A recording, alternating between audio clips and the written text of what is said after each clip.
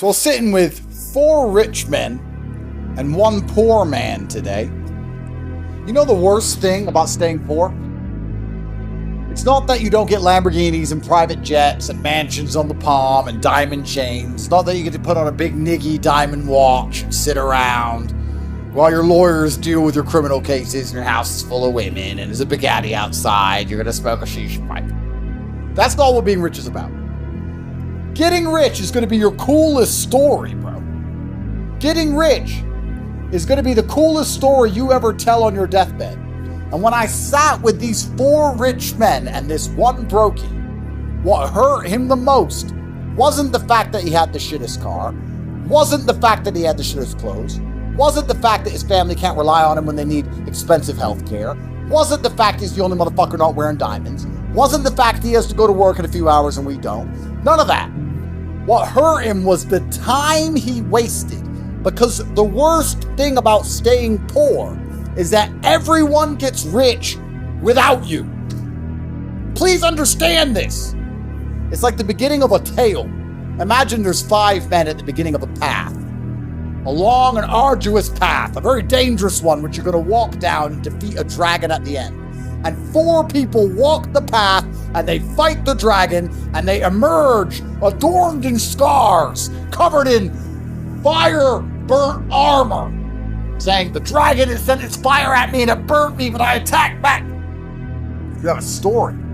Then you have the scars and the diamonds, the dragon's head, the horn, whatever it is. You get all of the accolades for your bravery, for your monumental achievement. But the one guy who doesn't walk the path, he hasn't got a story.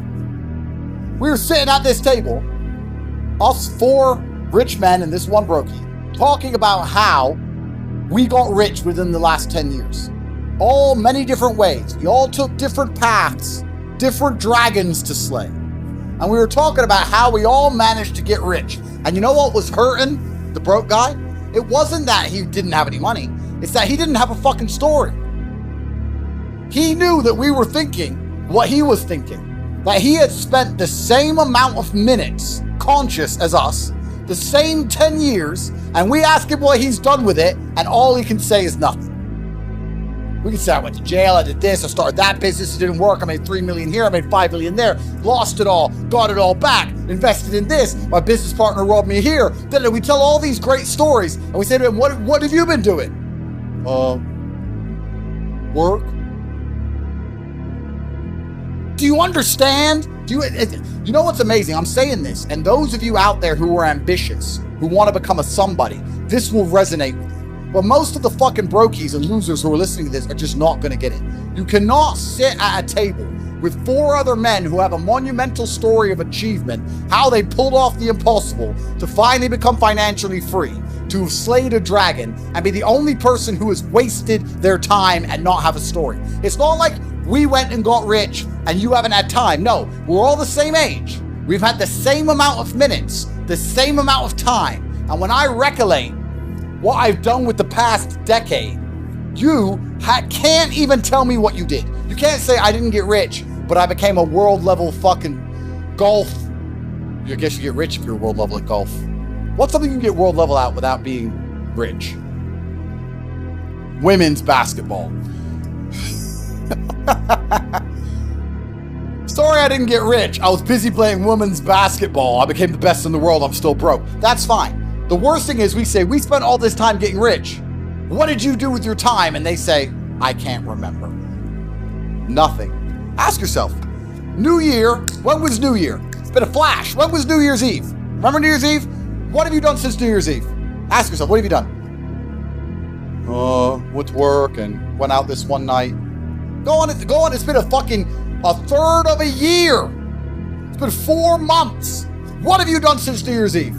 I can tell you what I've done. Escaped house arrest, escaped the political persecution, went to Miami, told the AG he's a little bitch, went to Vegas, went to the UFC, went to LA, went to New York, went back to Miami, went back to Romania, spoke to the press, made millions of dollars. Now I'm in Dubai, about to open Tate Tower. I'm doing amazing things. What have you done since New Year's Eve? because there's going to be a story. There's going to be 4 rich men and your broke ass sitting on a table at the end of this year, and I'm going to talk about how much fucking money I've made and all the monumentally important things I've done, and when I call that BBC reporter a nobody, and all the cool shit I do every single day, I'm going to talk about it, and the other rich men are going to have stories. We're all going to have dragon parts that we've lopped off the enemy, off the monster, and you're going to sit there and go, I don't remember.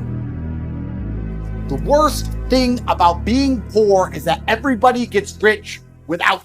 I talk often about the importance of trauma as a man. I think that if you were to find the most interesting or most capable men on the planet, they've had the most trauma-filled lives. I just think that trauma is what teaches you. We talked earlier about how you have to have lessons taught to you the hardest way. If you were to call a Navy SEAL and ask him to protect you going into a building full of assailants, you'd like to think that guy's been through some stuff. You'd like to see some scars, right? Lessons and trauma, and the more you go through, the better of a man you are. And if you were to find the best men on the planet, I guarantee they've been through a bunch of terrible things. And if you listen to podcasts from any of the most interesting people on the planet, usually they've had hard, terrible lives. And you can use that trauma to become a better person, or you can let that trauma consume you and destroy you. But I thank God for all of it, because it gave me endless power to become the person I am. The bad things that are happening to you are what you need to become the man that you want to be. When someone emails me and says, this has happened to me, I'm like, good. No, what do you mean good? It's terrible. How else are you going to become important? How else are you going to find endless fire to get up and struggle in the face of the competition that's out here in the world? How else are you're going to do all that with a nice, cushy life? If any man's honest with himself, think about the biggest transformative stages in your life. Think about the times you got the most work done. It was a bad part of your life. If you have a duty to your bloodline and a duty to your ancestors, and you truly love your parents, how can you still be sitting at home playing video games being a lazy piece of shit? Don't you want people to remember them? Don't you want people to think, wow, who's this person who raised this amazing person? Do you have something to prove? I think everybody on the planet has something to prove. If you walk through life and feel like you have nothing to prove, then you're a fucking loser. If you wake up each day and go, I don't owe anybody anything, I don't have to prove anything to anybody, then you are a loser, because you are absolutely not incorrect. You must prove yourself to other people. You must prove yourself to your bloodline, as we just discussed. You must prove yourself to God. God hates the lazy. He can't stand them. If he gives you all these genetic dispositions and these natural God-given gifts, if you have 2 arms and 2 legs and you can think, and you're not trying your absolute best, that's the reason you're not lucky. He doesn't like you. He likes the people which show him the beauty of his own creation. He likes to give somebody building blocks and them to build something amazing. It's the best thing about being a man. You get to build who you are, right? You can decide if you want to be a funny comedian or a musician or a kickboxing world champion or fight the Matrix. You can decide whatever you want to be. God loves to see that. Those people, for some reason, seem to be enormously lucky, right? The person who goes, I don't have to prove anything to God. I don't owe all of my ancestors any effort. You know, for 5,000 years, people were dodging saber-toothed tigers and catching the plague and running from Genghis Khan just for my stupid ass to be born. I don't owe them anything. I don't owe them a thing, because I want to play video games. These people are fucking losers. You should walk through earth with force inside of you. As I walked into this hotel reception, everybody looked. Not because they know who I am, but because as I move, even if it's behind their head, people feel something and they go. It's an energy that comes from brutal competence. It's almost like an evolutionary thing where a rabbit can just smell a fox. It just knows. That's what happens when a predator walks in a room, even amongst humans. You pay attention next time you're in a restaurant. If a man who's truly dangerous walks in, nearly every other man kind of looks up at the same time. You feel it. You need to, or you don't survive. We've evolved with that to live. That's who I am. I couldn't imagine not being that man. I've done that because I've been trying to prove myself to my lineage my entire life. I wake up every day with something to prove. I have hundreds of millions of dollars. I wake up and think, fuck, more. I'm in fantastic shape, 4 times world champion. Fighting the Matrix out here by myself, more. I will have to be braver. I must try harder. All I do is prove myself. So when I hear people go, I don't have nothing to prove, then you're a fucking loser. Peasants have never felt like they needed to prove anything. But kings felt like they needed to go and conquer land. Isn't that it's coincidental that the king, who already had it all, felt like he needed to go to some far-flung land and conquer it and take it and prove he's the king. But the peasants, oh, I don't have to prove nothing to nobody. You're a fucking loser then. You're a dummy. I absolutely and utterly completely have everything to prove to everybody all of the time. That's who I am. I will prove anything to anybody. If I sit and say X, I will prove it to anyone. I can be checked any time. If someone would have come up to me in that lobby and argued with my ideas, I would have proved that my ideas are sound. If they would have attacked me, I would have destroyed them completely and absolutely. That's who I am. So yes, I have a lot to prove, my friend. I think the universe is absolutely and utterly giving. I've never seen anybody dedicate themselves to something completely and fail. I've never seen somebody eat right, go to the gym every day, train really hard, and not be in good shape. I've literally never seen it. The universe is extremely giving. If you actually try, and you actually want it, and you're actually not making excuses, lying, talking shit, you're gonna get what you want. So when I see people who don't have what they want, I consider them losers. And this may be elitist, I understand that. But if I put myself through endless pain to end up where I am, it's very hard for me to have sympathy on the man who's afraid of pain. You're avoiding pain. I've been through endless. I now have everything I've ever desired. You have none of the things you desire. Am I supposed to feel sorry for you? Because you took the easy way out? Am I supposed to look at you and go, oh, poor dude? No, you were a fucking coward. You didn't go through the shit I went through. You didn't put it on the line. So you deserve your substandard reality. That's what you deserve. You're a fucking loser. Because if you actually wanted it and you actually tried, you'd have it. You could have anything you want. Universe is super giving. You want a fucking Ferrari, you can have it. You want that bitch, you can have her. You can have anything you want on the planet. There's not a girl I look at that I want that I can't have. Not one. That's my reality. There's not a car I can't have. There's not a house I can't buy. If I want to go to a yacht, if I want to go to Antarctica, there's nothing I can't have. Bam. Because I've decided to become this man. It's the same for absolutely every single one of you at home. If you want it, you can have it. If you're sitting there saying, oh, but I tried my best and I still didn't get it, you're lying. You didn't try your best. That is a fucking lie. The universe gives it to everybody who genuinely tries. And I know that to be a fact because this world's competitive. We're all competing against each other. And the majority of people don't try. Like I've achieved this amazing life and I've tried very, very hard. But it could have been harder. I mean, was it that hard?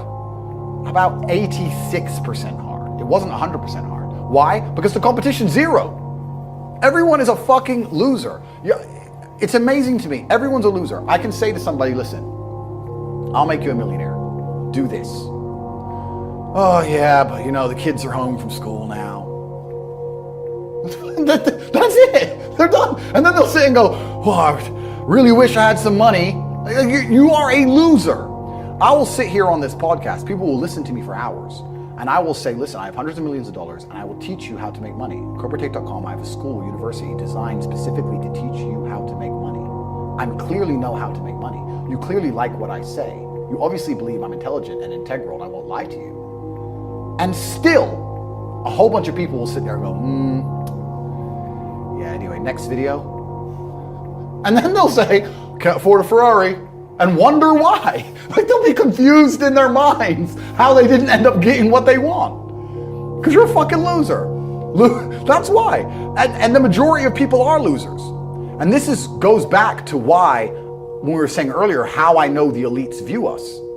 Because I'm from a council estate in Luton, a single parent household. And I've only been rich 10 years or so. And I despise losers. So imagine you're a billionaire born into a family, a lineage which has controlled Earth for hundreds of years. Imagine how much they despise us. You think they give a fuck about putting a bullet in me?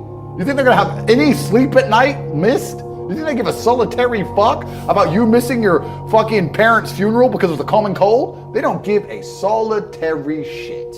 Why would they? Because I already know how I feel when I listen to losers complain. Because this is what happens at a certain level of competence and power. You just get to a point where you're like, I'm tired of hearing your fucking excuses. That's bullshit.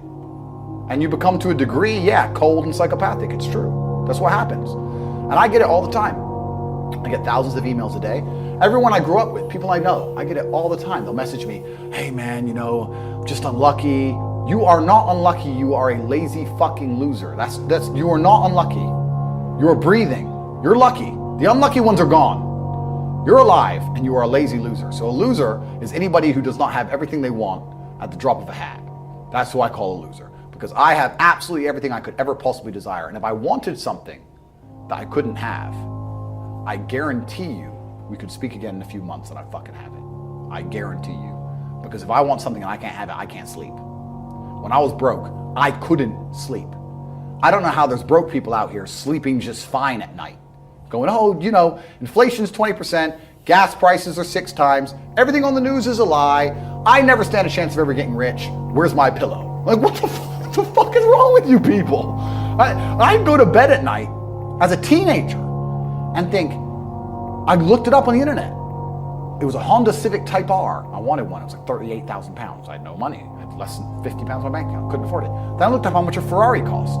210,000 pounds. And I said to Tristan, my brother, I was like, there are people with 210,000 pounds for a car.